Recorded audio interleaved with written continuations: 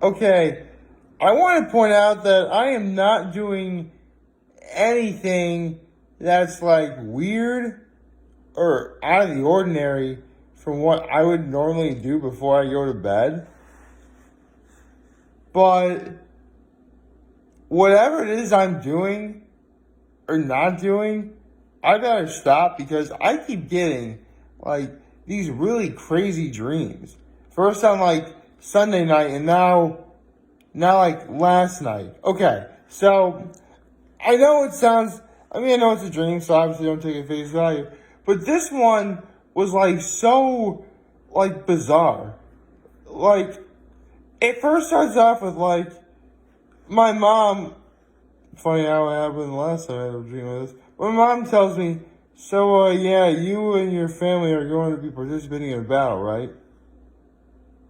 A what? A battle that takes. Well, it's weird. Like first, the dream said that. Well, this is how crazy the dream was. First, she told me the battle was going to take place somewhere in Africa, and then apparently, it was supposed to take place like up in Massachusetts or something. I'm like, what is going on? And like, apparently there was like the day of like the battle that is taking place in this dream on you. Like, apparently, like both like armies, if you will, were like huge or whatever. At least, from my perspective. I would imagine like both sides each had like, 1,000 people or something, but I don't know. But actually, one really interesting thing, there actually was a guy I knew who was in that dream. Don't worry, he was actually on my side. And no kidding, one of the people on the other side was like trying to convince him to cheat on his wife. I'm not making that up. That's what happened in the dream. It was so crazy. I think the battle had to do something with like a member of my family or something, or I don't know. Although I remember someone in the dream talking to me in an Irish accent. That was, I don't get me wrong, I like the Irish accent, but something about it didn't really feel right here. So that's a wonderful way to start a hump day. Happy hump day, everybody. Yes, it's hump day. Hump day. I love that commercial. So,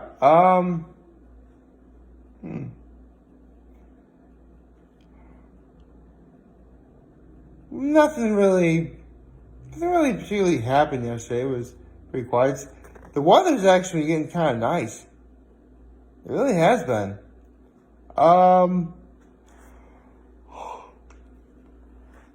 Since this first iteration went so well the first time, I think I might be able to,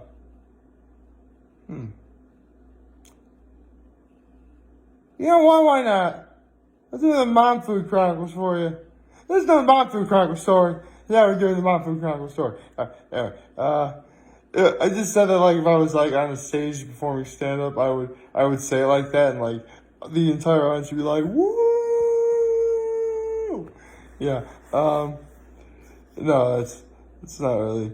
Maybe one day. Alright, so let's see.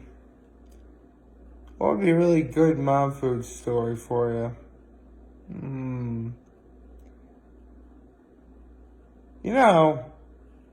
I actually, a while back when I gave that photo of that Hershey's Cocoa can to my friend, before I did that, there was actually a whole bunch of baking related stuff my mom made. So, you know what? Why not? I think I'll do the one that my mother would always do before each and every cookie exchange. See, for those of you who don't know, around the holiday season, neighborhood people, could be neighborhood ladies or just neighbors in general, they make a whole bunch of their favorite kind of cookie. They all get together and, they share. Instead of, paying for, cookies with money, you pay for cookies with your cookies. And the very first time I ever remember my mother going to one of these, she made something called 1, 2, 3 cookies. Now, you're probably thinking, well, Nick, what are 1, 2, 3 cookies? Well, I'm actually going to begin with that. See, apparently, 1, 2, 3 cookies is the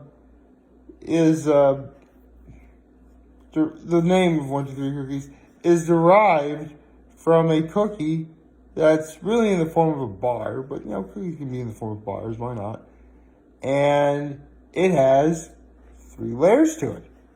Interesting, yes. The first bottom layer is one that's more sort of a granola with like nuts, sort of. Well, it's really supposed to be like really fine chopped up nuts that's like underneath the bottom layer that you might never really see my mother make this particular layer, but I'm presuming that to, sort of, clump that bottom layer together, you're using like some sort of like butter or fat, just sort of you're sort of glue it together like an adhesive, if you will. And you are immediately supposed to put that layer in the refrigerator. This is actually, that's one thing I should mention as well. These 1, 2, 3 cookies can actually be formed in the same pan that you're going to serve them in. Yeah. Really, there's no baking required. There's almost no baking required with this. I mean, again, if you did have to melt butter, you'd have to, use a microwave or something to melt that. But that's not hard. So, yeah, there's that. The second layer was a vanilla pudding frosting type kind of layer, if you will. Where, well, again, you gotta keep everything cold, otherwise it won't work. Where it definitely had, like, the flavors of vanilla pudding. And, like, the texture of vanilla pudding. But I'm thinking that my mother also incorporated some sort of whipped cream in there because it was also very light on the palate, like that particular layer. And again, it was, put that on top of the layer of nuts and, put it in the refrigerator. The final layer was what could be argued as the best possible layer, the chocolate layer. So the chocolate layer, really wasn't, difficult to make. You just get a whole bunch of chocolate. Could be in the form of, say, chocolate chips or, I don't know, pieces of, like, big chocolate and melt that down and, you just pour it on top of the frozen vanilla layer. Really, it's easy. You put that in the refrigerator. Or, actually, she kept hers in the freezer. So, by the time, like, the cookie exchange would, in fact, happen, they'd be thawed enough to cut into really thick, very stable bars, and you'd be able to, cut them up and serve them to people. I'll be honest, it's actually been quite a number of years since I've ever had them. I mean, I think what made them so memorable for me was the fact that, just the name itself, 1, 2, 3 cookies, that already brings up a huge level of intrigue. I think another thing that made these cookies really appealing is you really did have a layer that, you really had a cookie that was comprised of 3 layers, in which each layer was a different texture. That's actually something that's pretty different. You have the sort of crunchy sort of aspect of the bottom nut layer, the smooth, creamy aspect of the vanilla layer, and the sort of rich decadence, sort of literally melt in your mouth feel of the chocolate layer. So you were theoretically going to be able to please anyone's palate. Again, it's theoretically. Let's see, what else about these made it appealing? I guess another thing that made them appealing is, I don't recall them being too sweet either. Like, not really. It was actually a relatively, tame sort of sweetness in terms of what you think you would get out of a cookie like this. I mean, again, I have a huge sweet tooth, so, the concept of anything being too sweet for me is just like, you know what I mean? But these cookies were particularly, not as sweet as you would think they are. They were just enough where, you could definitely, I say they weren't rich enough, but I just mentioned that the chocolate layer was a little bit on the sort of rich, decadent side, I guess. But as a collective whole, the cookie itself was, just, the right amount. It all had varying textures, but if you can get it all in one bite, it all worked out, pretty well. Because they were frozen, you could easily cut them up into, bars. Not quite unlike you would see brownies in. And that's another thing too. The entire thing could be formed in one baking pan. That's actually pretty, believe me, that just screams convenience. Don't have to worry about too many messy dishes, perhaps. I mean, you're probably going to need to clean a couple of bowls because, you got to put the vanilla cream, pudding stuff, the chocolate, and, each individual layer in a bowl before you put it in the baking pan. Even though, that's another thing, too. Technically, you don't really bake this. You more like just put it in the, freezer and just you let it firm, you let it thicken. So it's again, it's stable when you cut into it. Because that's another thing too.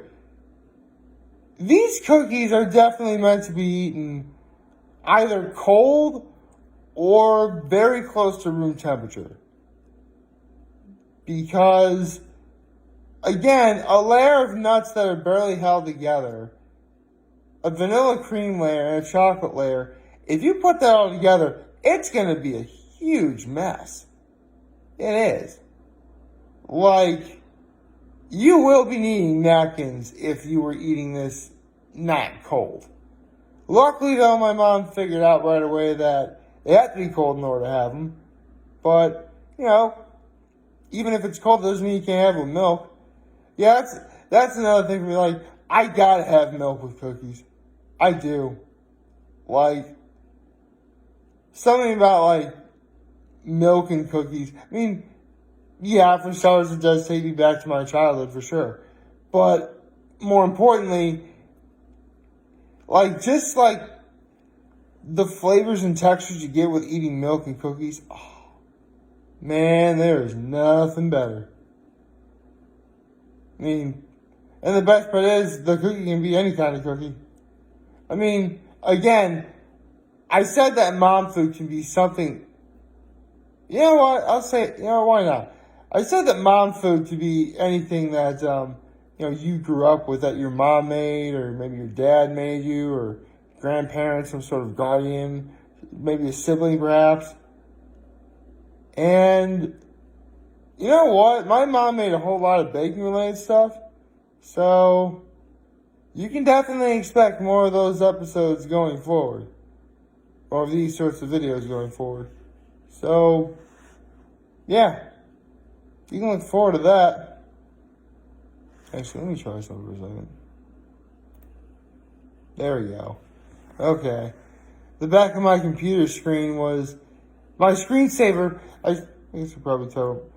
My screensaver is essentially a giant maroon colored flower with a green center. Yeah, right now I'm in the background of my phone. I'm actually looking at my screensaver, but we have the internet now. So, yeah. Got The Masked Singer tonight. Can't wait to watch that. And yeah, just gotta get through today. Like, favorite, share, hit the subscribe button. Feel free to comment if you like. Follow me on social media platforms. Turn on those notifications on YouTube if you subscribe.